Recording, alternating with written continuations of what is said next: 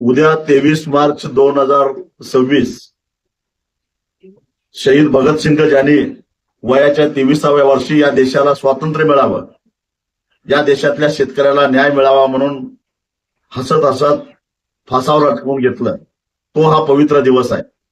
आणि याच दिवशी इतिहासामध्ये पहिल्यांदाच कोकणातला शेतकरी आपल्या न्याय या हक्कासाठी रस्त्यावर यायला लागलेला आहे.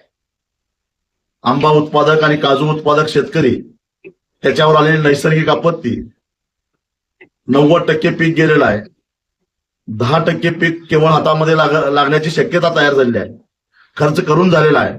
अशा परिस्थितीमध्ये शेतकऱ्याने करायचं काय? सरकार मदत करायला तयार नाही. वांजोट्या आश्वासनावर शेतकऱ्याची बोळवणूक होते. अशा परिस्थितीमध्ये आपल्याला रस्त्यावर येऊन आपली ताकद दाखवावी लागणार आहे. पहिल्यांदाच कोकणातला शेतकरी आक्रमक झालेला आहे, रस्त्यावर आलेला आहे.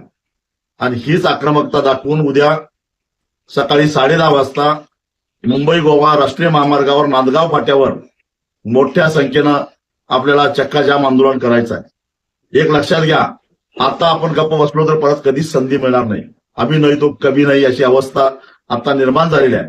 त्यामुळे हातात कसलंही काम असलं तर बाजूला ठेवा आणि उद्या सकाळी 10:30 वाजता नांदगाव फाट्यावर मोठ्या संख्येनं या.